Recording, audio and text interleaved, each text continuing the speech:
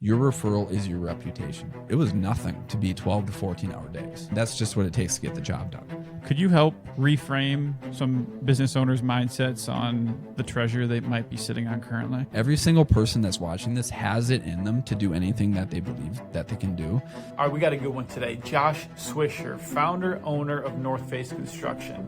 The man started roofing when he was about 15 years old. He now runs an 8-figure company. In this episode, we talk about sales, how to close more deals. We talk about marketing, how to get more leads, and which traffic sources are his favorite. We talk about team building. We talk about mindset. We talk about other topics. It's a good one. Do me a favor, hit that like button, maybe subscribe too. Let's get to the episode. I needed a job. I wanted to make money. My neighbor had a roofing company, so we went and asked him if I could help him. And I was 15, and that's when I started in the roofing industry. So fast forward, through recession, I saw the devastation that contractors can go through in recession, losing stuff. Man, there was no work. So initially my plan had been when I graduate, manage and grow in that business. But Graduate high school? Yeah, high school. Gotcha. And kind of the owner was interested in having me run things and grow things because he was a small operation. It was just him and his kids. But that just wasn't possible in 2009. So I started going to school at Nook Ramsey Community College, living at home. I took my intro to business class with Dr. John Mago at Nook Ramsey Community College, which he still works there. He's the dad of one of my groomsmen in my wedding. I learned what an LLC was because I was paid cash. So I had no proof of income. And at that time, I wanted to show I made money so I could get a loan to buy a truck to impress girls. So that's when I started the company. It was January 10th, 2010 as a subcontractor. I was plowing driveways. I was doing roof repairs that I found on Craigslist and just social media, and people knew that I knew how to do roofing. So I was just getting paid for my time while going to school. And then fast forward, I got my builder's license while going to school, and I graduated St. Cloud State with my business entrepreneurship degree. And at that point, it was a question of whether or not I'd take a job as a business analyst at Target or any of the standard places, or you know what? I made enough money while going to school full-time, working part-time to buy a house with my now wife. I might as well just keep going in on this. What's the worst going to happen? It's just paper and numbers.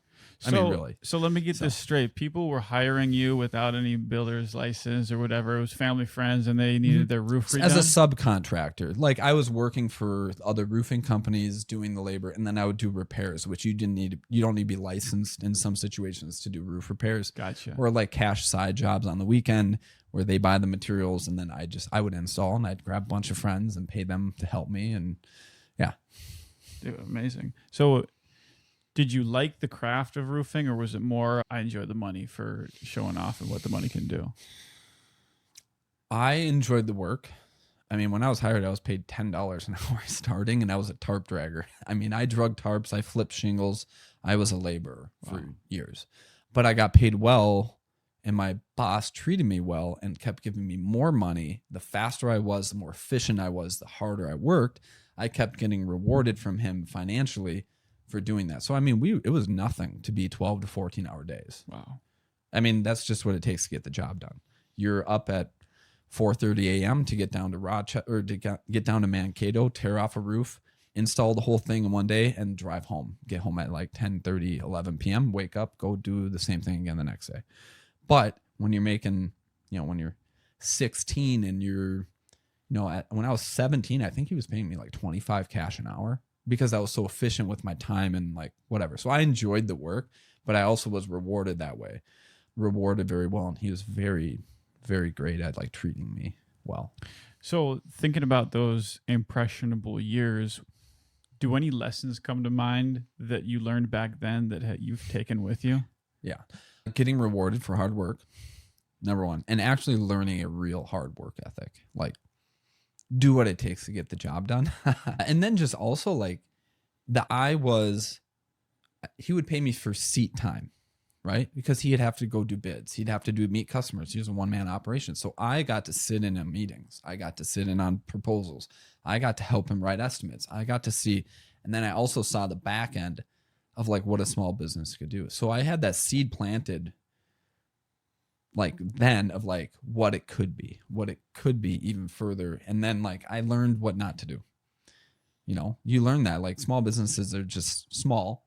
And then when the recession hit, I like just saw how bad, and I'm not saying him, but just in general, how bad it got for people. I knew so many people losing their homes.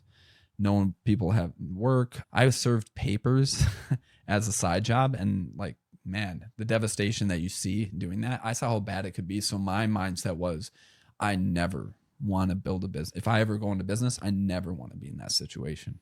And I want to build a sustainable business. How do you do that? That's a great question. It starts with knowing your numbers, Danny. And it's marketing and numbers, right? And combining the two. And that's where I really love like that aspect of building businesses. Because like everyone thinks like in a large ticket item business like roofing, our average ticket on replacements or like full projects could be $20,000, $25,000, $30,000. How do you create a reoccurring system of delivering that kind of lead source? And there is a methodology and there is a process, and you can create that, but it takes hard work and time and branding.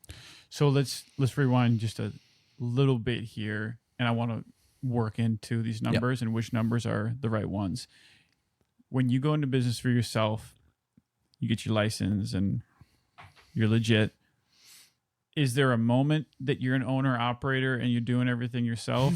And then is there an inflection point where you say, okay, I want to now build a business? Or did you start from the jump as a business owner? No, it was a job, you know, it was a job, but a good paying one. Right. So I always had dreams of like, hey, I'm going to do something big. And I had this vision of like, I'm going to do something big. I always believed in myself that I would do something big, and I still continue to believe in myself. And I know that that's the case, but you don't know how, especially at that age. For me, the opportunity came really through a couple things. Number one, I did stuff I realized I hated and didn't like doing. I did an addition project, turned out great for the client. It was a $250,000 project. It was a third of my revenue, almost half actually of my revenue that year. I hated it, and I made like nothing on it. So I realized, nope, I'm going to stick to what I know. So that was a lesson. Then the next year is when the hailstorm of 2017 hit. And I had so many people that knew me that all of a sudden it like at least doubled my revenue. And it was the point of, oh my gosh, I can't do this on my own anymore. So I hired my first employee besides my wife. That kind of forced me into it. It's like extreme growth, extreme pressure. Like, I mean, we were doing, I was personally, I remember one day in 2017, that summer, I had 10 roofs going, 4 or 5 siding projects, and I was meeting customers, I was doing all of it. At the same time. That was one day. One day. But that was all, you know, condensed. Like it was literally in like one neighborhood, right? Within 2 miles of each other. So it still take that with a grain of salt, right? And you have good relationships set up. I already had contractors I'd worked with for years that I had trusted relationships with. So, you know, a lot of work, but then it forced me to ask for help. And then that's when the business ownership starts. I think when it really started is like when you hire an employee, now you're responsible for them and you have to think differently. And I hired someone for production because I knew I could sell. No one can sell better than the owner. So I was like, I can keep selling. And then when I want to sell more, I'm like, I need to hire another salesperson and then another one. And then, I need more production. And it's just like this balance. What are you looking for in your production, that first hire? What was... Maybe you had the right mindset when you did it. Maybe now you would know more. What would you advise to somebody making that first hire? That's a great question because I think it depends where we're coming at it from. My first hire, he's still with me. He's my regional production manager. Derek is amazing, and I think that he was the perfect hire at that time. He believed in me. He trusted me. He believed in what I was doing, and he had a work ethic. He was the right person, the right time, the perfect scenario. It could have gone really badly if I hired the wrong person. So I had no methodology besides our wives knew each other. We had partied together. You know, I mean, just to be honest, like we met each other through our wives at Stout, right? And I trusted him and he wanted more and he believed in what I was doing. So I think me now, and that was the perfect hire then, like as a person who started and grown a business, if I was starting something from scratch and I have the capital expenditure to like really do, it's a whole different business startup approach than grassroots versus investing. Gotcha. Right. Yeah, So that makes sense. it's just different models and Yeah. different tactics that you would utilize. I have interviewed people at the top of their game: sales, digital marketing, branding, social media, finances. I've taken those lessons and I've made a document. If you want the 10 ways to grow your business without having to use paid ads, click the link. I put together a high value piece. I would be hurting my reputation if I took your email and then delivered some piece of crap PDF. I'm going to give you distilled information that will be actionable and help you grow right now. All right, let's work into those numbers. What are the key numbers that somebody should be paying attention to? Well, first of all, you need to know your numbers are accurate. So you need to have a system and process in your business to report those numbers accurately. And what I mean is, like, you got to know your costs. You got to know where your margins are coming at and what that means. And then also you got to track where your lead sources are. Those things, tracking your lead sources and knowing your costs from an overhead standpoint, a cost of goods sold, which is your labor, materials, and all that stuff to get the job done. Those are things. And if you don't know how to do it, what I would recommend and what I wish I would have done earlier is hire a bookkeeper and hire someone that knows what they're doing and has experience in the construction industry, because I could have probably accelerated myself further and faster. So that's the initial numbers. Now, where I'm at now with enough data through very strong reporting financially for 3-4 years and strong acquisition data, marketing, and strong, lifetime customer value, conversion rates. I mean, we got all that stuff for 3, 4, 5 years that's now tabulated and it's accurate and has statistical significance. Now I can make some serious, strong decisions moving forward. But you don't get that without the systems in place to accumulate it. Otherwise, you're just guessing. You may make educated guesses, but you got to have a system. What is your system? What's the software? Or what's it? Just Specifically Excel? in my industry, we use AccuLinks at Northface. It's a big player in the roofing and exteriors and restoration industry, which that's the thing. Picking a CRM, no one's going to be perfect. It's only as good as the features you use. You get what you pay for. And if you're not using it and you're not leveraging it appropriately, then that's on you as the operator. Okay, let's lead sources, marketing. You said numbers and marketing are your two, those are the pillars. Yeah. Let's talk marketing. Maybe high level. What's your marketing philosophy? That's a great question. And, off the cuff, I'd say it's changed. And really, it's kind of just thinking on the fly right now. Like, I reflect back on the most beneficial efforts and time and resources I've spent. And really, it comes down to me being authentic to who I am and what I believe in. And what I'm talking about is like referrals and treating people right. 1 year when we hit our 8-figure year the first time, 50% of that revenue was from referrals or previous customers. That's a big deal, because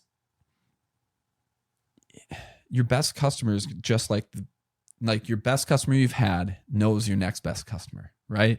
So treating those people and having the systems and processes to support a strong customer experience, that will support the increase of the referrals, the increase of the closing rate, that supports those things. So it's like a branding through action, right? I really believe first and foremost, just do what you do better than other people, and then focus and accentuate and point out those differences, right?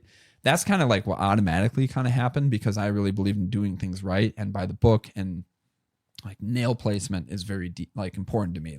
The details from being an installer, I really like that stuff. And we do things a little bit differently than a lot of contractors. And we like to point that out because, we want to be best in class in everything we do. So that's the start, I guess. how I would say it advances. Let me ask one question with that. Yeah. What are the tiny little, not tiny, but the smaller things in the scale of marketing and that customer experience that are easily overlooked, but that you at Northface and the team does that makes a big difference? Well, one thing that we did internally culture-wise is the customer for life mentality, CFLM. Like that is something we focus on. And I believe in driving value for the customer, making them feel appreciated and that their business is important, because it is. So it's not about what you do for people. It's about how you make them feel while you're doing it. So I think that's a very important thing to keep in mind. Like some of the detailed things that we thought, like how can you, and if you're taking sales psychology and stuff into it, but how can you integrate all the different senses into your sales process, into the experience, like all that, right? More senses that you can tap into through the sales process, the experience, all that stuff, visual, touch, hear, feel, touch, and even taste, right? Yeah. At the end, we send out custom made cookies to our customers. Wow. We send a thank you box. Like it really is kind of like, it's branding to the people that you care about. Show them you care. I mean, when someone's spending that much money with you, I don't care where it comes from, whether it's insurance company or whatever. That's a big investment. It's probably one of the biggest investments that they will ever make. So that's a pivotal decision for them to make, to choose you. And I don't think you should take it lightly. I've never heard those two concepts, customer for life or the idea of tapping into multiple senses. That's dude, that's next level. Well, I mean, and that's why like my brain, like I just really like that. Like the customer journey is very important to me, and like surveying them and being your biggest critic. Like for us too, like we are surveying our customer at least 3 to 4 times in the process of the experience, from the beginning, the middle, and the end. So we can score ourselves on how good we're cleaning up, how good we're communicating, how good the quality is, like all these things, from the sales experience, the production, and then the final closeout of the project. How do you score that? Do you ask the customer for a score, or do you score like We the have a manager? system. Okay. We have an internal system and some tools that we utilize. We have automations through tools, but then we also have like a customer service. Hey, just checking in. How did it go? How was the cleanup? How would you rate this 1 to 5? And we tabulate it up, and that is one of our KPIs. And that's stuff that hold our people to, is like, this is the standard, 4.9 or above out of 5, or 9 out of 10. That's the only option. Anything below that is not acceptable. Let's follow this trail a little bit with marketing and referrals specifically, because when I think about customer for life for a roof will probably last on average 30 some years. So customer for life, it's going to be a while before you do another roof, but there's a referral there. They have their own network. Well, and here's the way I looked at it. This is how, like when I was running leads, I would tell people, because Google reviews, right? Those are so important. When I was out running leads with my initial salespeople, and like when I was selling, I would say, I would set the appointment up. Hey, Mr. Green, my goal here today is to provide value to you to the point where I leave, whether or not you need me or not, that you will leave me a 5-star review on your experience and the value that I gave here today, so that you will refer me to your friends, family, and if you don't need me today, I'm the only person you call in the future. Sound good? And set it off on that tone. Like that is that. How many referrals can you get from that one experience? Do you know how many times we've gotten a referral from someone we never did business with that just had an appointment with us? That was in our system. That is the thing. It's like give. Wow. Like, and when you're there, they're going to point out other things that you might not be able to solve. But if you have a resource that you can refer them to that makes you look good, that backs up your reputation. And it's like they say, your referral is your reputation. So aligning yourself with people that can provide value and align with those values of serving, then you're going to find abundance.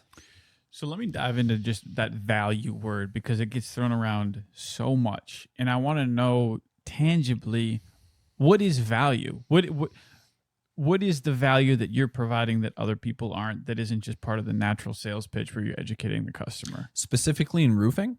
Sure. Or home services? Either. Just, yeah. I'd say in general, like just showing up, it's the basics. Showing up when you say you're going to, doing what you're saying you're going to do, and then following through on the promises you made. And then also investing and showing people and highlighting that stuff and really putting your money where your mouth is. I mean, for us callbacks, let's just put it this way. My profit margin on my roofs is probably a number of points lower than a lot of other people. But my callbacks are so minimal on the quality because we do everything to the best of our ability when we're out there that it makes up for those. I mean, how many people does someone tell about a negative experience versus a positive, right? Like, how do you enhance the brand and the follow through? Does that answer? I might have lost track from the original. So. But the value, I guess the value in the home services, like, just do what you're saying you're going to do. Be transparent about it. Don't say stuff just to get people off your back. You know what I mean? Like, right. If you mess up, you mess up. There's going to be mistakes. And that's the thing, like construction and home services, there's going to be mistakes. Own them and be upfront. What I'm hearing that's, I think people need to understand, and what I'm understanding now is that the frame is some of the most powerful aspect of that. And then the value is following through. But person A and person B, person A that sets the frame and then follows through on all the valuable things is going to have a better referral network than person B who doesn't set that frame, but still delivers all the valuable. Exactly. You have to identify and call it out. You have to communicate it. Yes. Effectively. Yes. And we're learning, we're improving. We're not perfect. I mean, don't get me wrong. I'm talking about all these things. A lot of them are conceptual, and I still have room for improvement, and we want to continually improve. Hence why one of our core values is constantly learning. Like, how can we learn? Find a mistake, learn from it, get better. Mm-hmm. All right, let's move on from referrals. And because that is, although it's a pillar of marketing, let's maybe broaden it out a little bit. Paid, organic, what's your philosophy on those two things, and what other avenues or channels do you believe in? All of them. I like being diversified because also, like, in marketing, you have to know what your parameters of success are, or how you're going to measure success before you go and spend money on something, right? People just like, oh, I'm going to spend 10 grand. Oh, this didn't work. Well, how did you deploy it? Did you actually have a strategy behind it? Like, for example, Angie's List. That's, yeah, it's its own thing, right? Angie's List has always been looked at as a negative love-hate relationship. I mean, don't get me wrong, like, it is pretty trash right now. But if you have the systems and processes to follow up and work the system appropriately, then the numbers work. And other ones, like, say you've never done Facebook ads, Google ads, any of that stuff, a lot of people be like, oh, I'm going to try $500 in ads. Well, that's probably not enough money to get statistically significant data out of your trial. Like, you have to really understand, like, what are the market things? What's the cost per acquisition? What's the conversion rates? Like, what are all those things? And how much do I need to spend to actually get statistically significant data that then I can reverse engineer this, now scale, right? So on the paid end, I look at it a couple ways. I look at it at a customer acquisition cost and then also a lifetime customer value tied into the referral rate, right? So it is a lead source that I compound my interest on. I know dollar for dollar, every dollar I put into marketing, I know exactly how many points we pull out on top of that dollar in profit. But that has taken years and time and tracking of that stuff. And we've had so much data and time into that we now can engineer it and scale it. For somebody just starting out, is there a ballpark of a base level that would give you something statistically significant? It depends on where you're going. Like, if you're going to advertise on House, on BBB, on newspapers, on whatever, it depends. Every single one's different. Like, every different type of, aggregator, any different type of other lead gen source, I would do market research. There's generalities, but then there's sophistication in the verticals.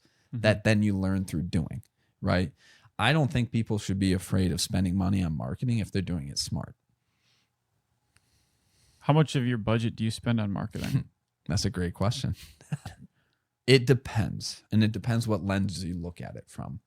If you're looking at it from a customer acquisition cost, and then it's probably a little bit high on the higher end, but in regards to the lifetime and referrals, it ends up being lower than what market would be.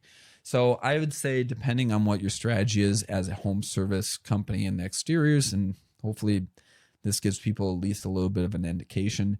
Depending on your strategy, I mean, you're talking 3 to 7, 8%. It depends. It really depends on your strategy and your business setup and your margins. I mean, companies that are lead gen, it depends on the role of the people selling it, the compensation plans, like it's all up in the air. Your numbers are your numbers and what works for you. Like some companies I know of, they spend $0 on marketing. But their sales force is compensated in a way that they are the marketers, right? Right. You know, they're door knocking, they're getting referrals.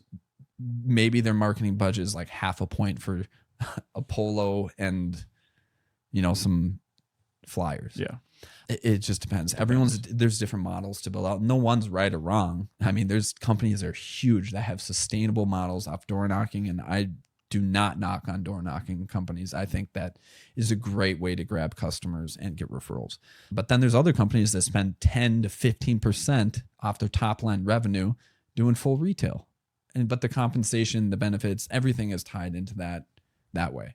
So it really depends on what your strategy is and what market you're serving and your general cost, your average ticket price, all that stuff.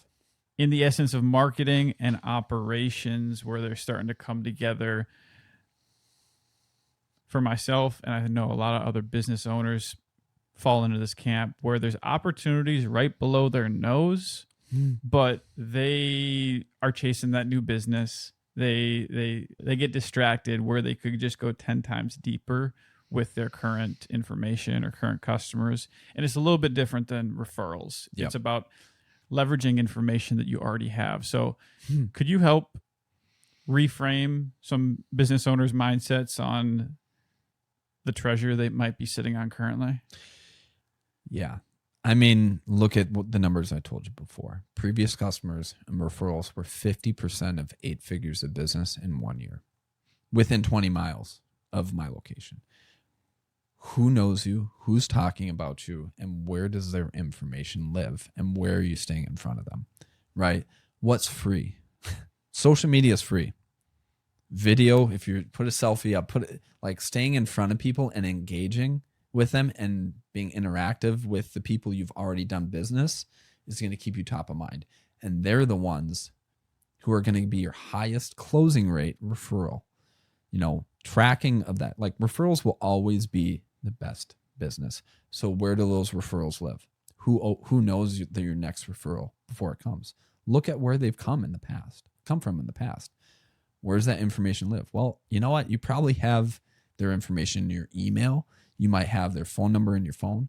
Like, you just tapping into those resources and being in front of them consistently is a gold mine if you do it with a strategy and follow through and consistency. You mentioned content, social media, video, photos, being a content guy. What's your approach to social media, and is it a distraction at the beginning that you should just be focused on building business? Is it at a certain point where you want to be more focused on brand, you start doing that? What's your idea about social? That's a great question, Danny. You want to be visible and top of mind and interactive. And that's where that is the value. And you know what? Where are your future customers actively spending their time? People are on social media. If you can have fun with it, create informational stuff, like just be a value provider. It may be the dumbest thing in what you do in your work, but if you talk about it and you show it, people are like, oh, that's interesting. It's like watching the TV show when we were growing up, like how things work. It's fun. It's fun to learn. People love seeing information that's new to them. So I think if you keep that in mind and like have fun with what you're doing, that's free and you'll stay in front of them. I think I addressed a part of your question. What was the question again? I don't even know, but I think that answered. That's good. It's just staying in front of them, you know. And I guess like the bigger perspective, I sometimes feel like people are playing business with their social media accounts versus driving results. And even myself, I'm guilty of it. I'm fun. Like, it's fun. That's the thing, I guess. It's good, but to the point that it's a detriment to your revenue and your revenue driving activities and profit driving activities, be very mindful. Consistency is more important than consistency and value is more important than sitting and interacting with the same damn people on your Facebook page that are always commenting, right? They're great followers. They're great. Thank you for supporting me. But you shouldn't be on your social media every day interacting with the same people. You need to be in front of other people. And I think that just goes into like the operations side. Like, look at what you do and what is going to drive value for your enterprise at any given time. And depending on what phase you are in your business, that changes, right? Like me at the time of selling, that was the driving thing. Like when I hired my first employee, that was the revenue driving activity and getting out there and closing sales. Now it's different. That's not my lever that I can pull. And with my time and how I budget my time and where I spend my effort and energy to get the most result for the enterprise. And that's always going to change. And I think having that time as an operator to reflect on that and to map that out and consistently challenge your schedule and where you're spending your time and with who is a very important thing. That makes sense. All right, let's transition into mindset here for as we wrap things up, because that's the most important thing. It's belief. Let's just start there. The belief, because I think that's what keeps you going in the times where it seems like it's not going to work out. What is your self-talk? What is your belief when things are down? I mean, I'm sure you experience it now. You're at a high level, but it's new levels, new devils. Like, it's cliche, but it's true. That's so true. What is your self-talk? How do you hold on to belief? That's a great question, Danny. And I'll start here. I've always believed myself.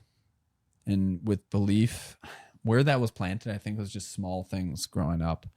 Grandfather, father, affirmations, kind words, talking to yourself, having that confidence, my family upbringing, you know, that creates that baseline at a young level, like psychologically.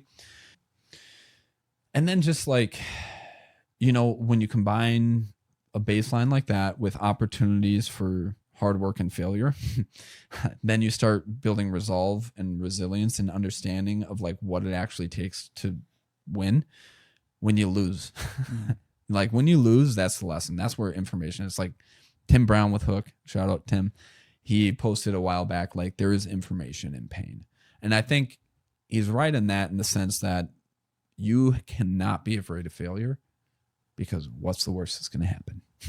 You know, that's kind of going down that. And there's information to find in every failure so that you do. So I seek out effing up things, and I've effed up things way more than I haven't.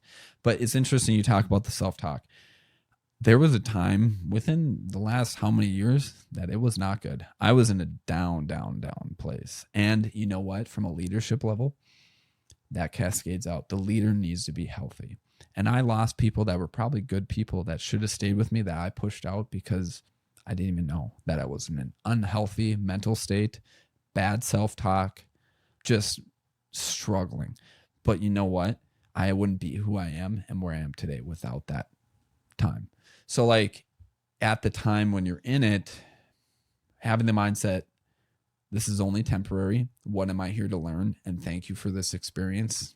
Universe, creator, God. That is how you grow and you keep the motivation. And then when you come out of it, you realize, oh my gosh, now I know how to address this kind of uphill battle next time. I've found healthy tools, resources, community, culture, the ability to be vulnerable to people, which then instills trust.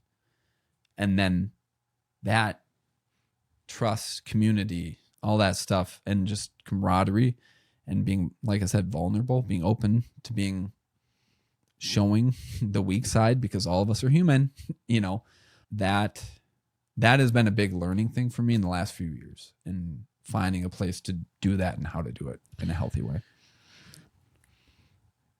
Did you realize the state you were in while you were in it? If so, or even looking back, I guess it doesn't even matter. What are some check engine lights? What are some telltale signs that if somebody's in that right now, that they could be like, oh, yeah, that resonates?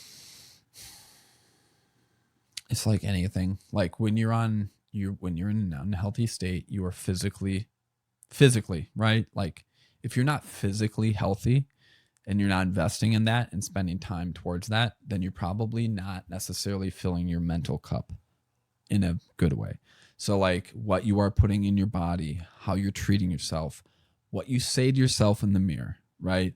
Take track of that. If you're not saying positive things and it's more negative than positive, that might be your sign. And if you're surrounding yourself with people who are negative and naysayers and whatnot, then maybe your environment is where you need to exit, because there is a lot of people that are negative Nancy's, and you got to be very careful where you spend your time. And you cannot be other people's savior of their own mental journey. I mean, you can be a resource, but ultimately it's your own thing in your own head you have to overcome. I got 3 questions left. Yep. We'll try to get it done within 5 minutes. Dude. We'll make it work. I want to know, from a business owner standpoint, and you're also a family man, what have you learned about balancing those 2 things? There is no such thing as full balance. It's never going to be 50-50. It's going to be 70-30 here, 90-10 here. It is what it is. And it depends on what season you are in your business and what is needed to put pedal to the metal at different times to get things done or to fill your cup in what's healthy. For me, it's just setting those barriers in place. Like years ago, my goal was to have dinner with my family 3 nights a week. That was a goal. And that was when my kid was too young to even know that I would be missing. But now I'm home 5 nights a week for dinner. And that's an important time. So like as you grow and as you advance, like putting those parameters and barriers and non-negotiables in place,